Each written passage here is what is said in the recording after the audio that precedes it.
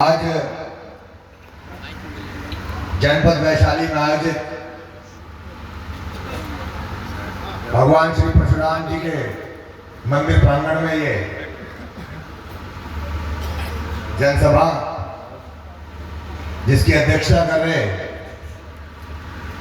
परम पूज्य जगत गुरु अनंत सरस्वती जी महाराज के चरणों में वंदन करते हुए मंच पर आसीन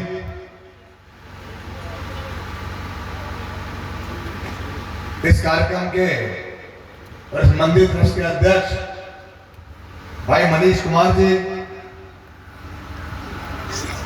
यहाँ उपस्थित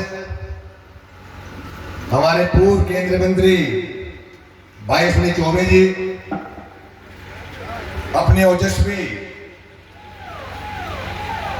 बातों से आपको संबोधन करके अभी हमारे बीच में उपस्थित बहन अनु शुक्ला जी, पूर्व विधायिका, यहाँ उपस्थित मंच का संचालन कर रहे भाई धर्मवीर शुक्ला जी, मंदिर समिति के पूर्व अध्यक्ष भाई श्याम किशोर ठाकुर जी, जन स्वराज पार्टी से हमारी बहन श्वेता पांडे जी, जनपद तमाम जनपदों से उत्तर प्रदेश से हमारे साथ चलकर आए भाई अभिषेक त्यागी जी, गौतम बुद्ध नगर से, भाई विपुल त्यागी जी, जनपद मेरठ से, भाई तुषार त्यागी जी, जनपद मेरठ से, हमारे बीच में उपस्थित भूषण त्यागी जी, हमारे गौतम बुद्ध नगर से निर्दोष त्यागी जी, बागपत जनपद से चलकर आए हमारे आशीष वशिष्ठ त्यागी जी, हमारे तमाम साथी और यहां आप हमारे मंचासीन लोगों को सुनने वाले श्रोताएं, हमारे प्रबुद्धगण, आप सभी को मेरा वंदन अभिनंदन, आपका धन्यवाद प्रकट करता हूं कि आपने मुझे सुनने का यहाँ अवसर और मुझे बोलने का अवसर यहाँ दिया। सम्मानित साथियों, हमसे पहले अभी तमाम वक्ताओं ने अपनी अपनी बात रखी और कहीं ना कहीं वो एक अपनी बातों में एक सुर में बोलते दिखाई दिए। एक तरफ वो बोले स्वामी जी कि समाज बहुत प्रबुद्ध समाज है, बहुत ताकतवर समाज है, सक्षम समाज है, शिक्षित समाज है, परंतु एकत्रित नहीं हो पा रहा। और दूसरी तरफ क्या बोले, हमने आपके लिए स्वर्ण कोटे के लिए 10% आरक्षण की मांग की। एक तरफ क्या बोले, अपनी बहन बेटियों की शादी में अपना योगदान प्रदान कीजिए। एक तरफ क्या बोले, कमजोर असहाय अपने समाज के लोगों की मदद कीजिए। ये आप तय करिए कि आप प्रबुद्ध हैं, शिक्षित हैं, समृद्ध हैं, या फिर आप कमजोर हैं, आपको अधिकार से वंचित रखा गया है, आपके अधिकारों को, मूल्यों का हनन किया गया। ये आप तय कीजिए पहले। सम्मानित साथियों, अभी तो आप लोग ही तय नहीं कर पा रहे। कम से कम ये मंच का ये अवसर है कि हम लोग आज जातिगत आधारित बात कर सकते हैं, वरना सुप्रीम कोर्ट माननीय उच्च न्यायालय ने तो जातिगत आधारित बैठक पर रोक लगाने का काम किया है। ये अवसर है और मैं आपसे सवाल करना चाहता हूं, अगर हमारे बीच में कमजोरी, हमें किसी चीज की आवश्यकता है, हमें किसी चीज में कहीं कोई कमी पड़ती है, अपने लोगों का निर्माण करने की आवश्यकता है, तो क्या हमारा मांगने का अधिकार है कि नहीं है? सम्मानित साथियों, हमारा मांगने का अधिकार है कि नहीं, बता दीजिए एक बार मुझे। अगर मांगने का अधिकार नहीं है तो इस मंच का, इस बैठक का, इस संगोष्ठी का, इस कार्यक्रम का भी कोई मतलब नहीं। सम्मानित साथियों, और अगर मांगने का अधिकार है तो उसके लिए एक विचारधारा चाहिए। सम्मानित साथियों, वो विचारधारा क्या कहती है? वो कहती है कि पूरे देश के अंदर त्यागी भूमियार मोहियाल चित्पावन अयंगर अय्यर दास मिश्र निबूदरी पार नार्वे अनाविल हैगड़े और ये ब्राह्मण के 14 उपनाम वाली ये जाति, इस जाति को आपको एक सूत्र में पिराकर आंदोलित करना पड़ेगा।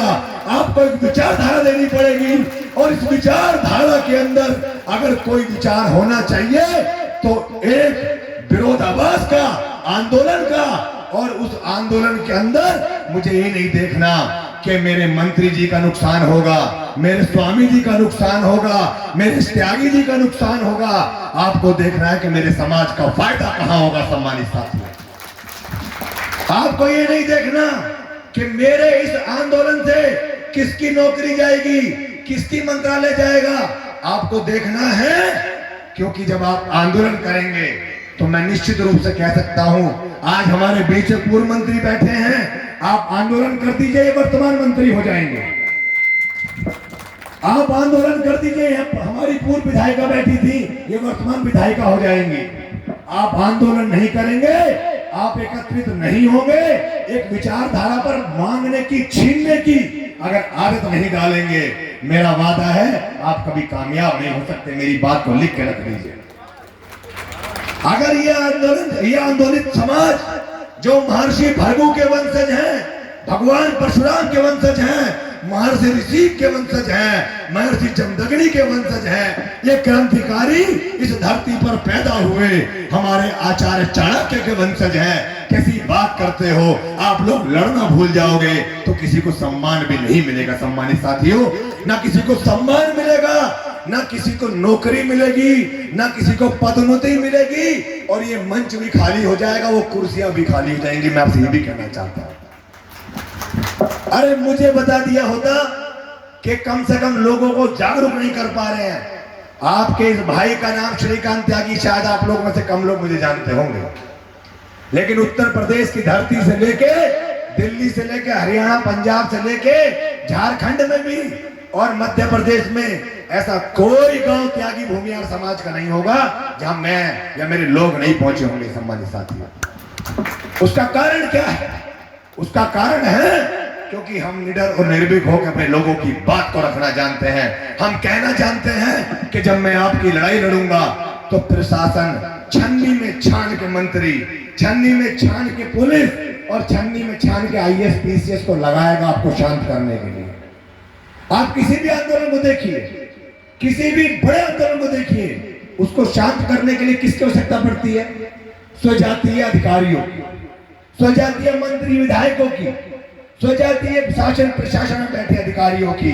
आज आपके अधिकारी आपकी मदद नहीं कर पाते, आज आपके नेता आपकी मदद नहीं कर पाते, आज आपके पुलिस कर्मचारी आपकी मदद नहीं कर पाते, क्योंकि आप ना आंदोलन करते हो और ना उनको बल मिलता है। सम्मानित साथी, अगर आप में उनको बल देने की ताकत आंदोलन के रास्ते पर चलकर बना ली, मैं आपसे वादा करता हूं, मेरा वादा है आपके लोगों को ढूंढ ढूंढ कर विधायक के टिकट भी दिए जाएंगे, आपके लोगों को ढूंढ ढूंढ कर मंत्री बनाया जाएगा, और आपके लोगों को ढूंढ ढूंढ कर जो पुलिस लाइन में आपके इंस्पेक्टर सीओ पड़े हुए हैं ना, उनको निकाल निकाल कर पोस्टिंग दी जाएगी और एक विनम्र अनुरोध किया जाएगा कि भैया जिले को शांत रखना, ये भूमियार ब्राह्मण एक कहीं उग्र ना हो जाएगा। आपको इसकी कल्पना नहीं होगी, क्योंकि भगवान परशुराम जी ने आपको इतनी भूमि दे दी, इतना अन्न दे दिया, इतनी जायदाद दे दी कि आप संघर्ष करना भूल गए। लेकिन हम लोग इसको आपको इसलिए याद दिला रहे हैं कि मेरे नौजवान साथी जो यहाँ बैठे हैं, आज मेरी पुरानी पीढ़ी के संघर्षवादी ना होने से मेरी नई पीढ़ी का भविष्य खतरे में है, और इस खतरे को अगर हम लोगों ने आज नहीं भापा, इसका समाधान नहीं किया, तो मैं आपसे वादा करता हूं हमारी अगली पीढ़ी को कोई पहचानेगा भी नहीं। आज हमें किसी किसी जगह पर दरिद्र ब्राह्मण कह दिया जाता है। अरे ब्राह्मण कब से दरिद्र है भाई?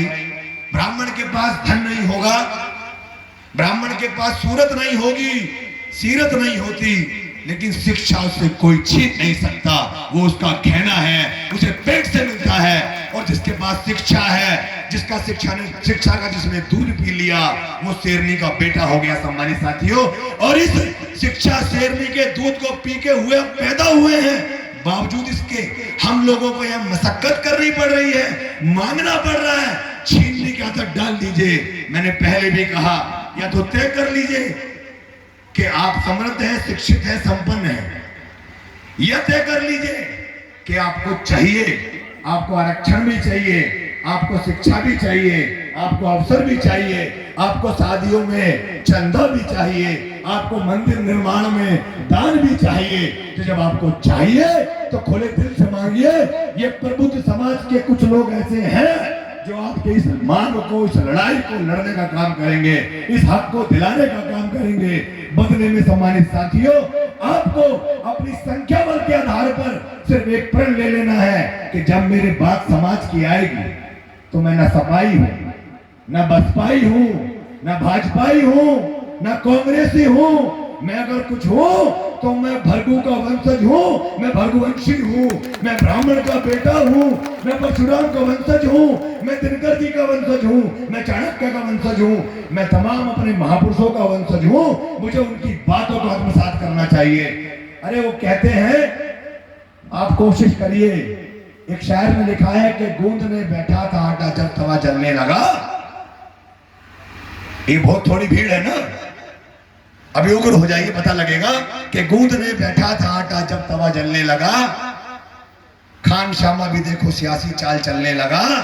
अभी तो मिर्च भरा अपने हाथ में ली और मून का जलने लगा। इतिहास रचा जाएगा तो आपके आंदोलनकारी तेवर से रचा जाएगा। क्योंकि दिनकर जी ने कहा है रश्मि रति में, तेजस्वी सम्मान खोजते नहीं गोत्र बतला के, तेजस्वी सम्मान खोजते नहीं गोत्र बतला के, पाते हैं जग में प्रशस्ति अपना कर्तव्य दिखला के। और हीन मूल की ओर देख जग गलत कहे या ठीक, वीर खींच कर ही रहते हैं इतिहासों में लेख। सम्मानित साथियों, ये तालियां भले ही ना बजे, लेकिन बाकी आंदोलनकारियों की तरह दोनों हाथ उठा के जयकारा जरूर लगाया करिए बीच बीच में। मैं कहता हूं, हमारे जनपद गौतम बुद्ध नगर से और बागपत से मुजफ्फरनगर से आए में लोग, एक बार बता दीजिए भगवान परशुराम की जय जयकार कैसे लगती है? अरे जय जय जय जय जय परशुराम, जय जय जय जय जय परशुराम, अरे जय जय जय जय जय परशुराम। ऐसी जय जयकार की आदत डाल लीजिए, दूसरे के कानों में दर्द हो जाएगा, खुद पूछ रहे हैं कि बाबूजी क्या चाहिए बता दीजिए। ये आवाज का खेल है लोकतंत्र में। इस आवाज के ध्वनि मत से आपके लोकसभा में कानून पास हो रहे हैं, और ये ध्वनि मत से आपका अधिकार भी आपको मिलेगा। सम्मानित साथियों, बहुत लंबी चौड़ी बात नहीं कहूंगा मैं आपसे, सिर्फ एक बात एक कहावत के रूप में बताना चाहता हूं। यह तमाम दल के लोग हमारे साथ बैठे हैं और सभी लोगों ने अपनी अपनी बात रखी, अपने मन की बात कहना चाहिए लेकिन कह नहीं पाए खुलकर। एक बार दो बच्चे सीढ़ियों पर बैठे थे, दोनों बच्चों ने खेलते खेलते झगड़ा हो गया।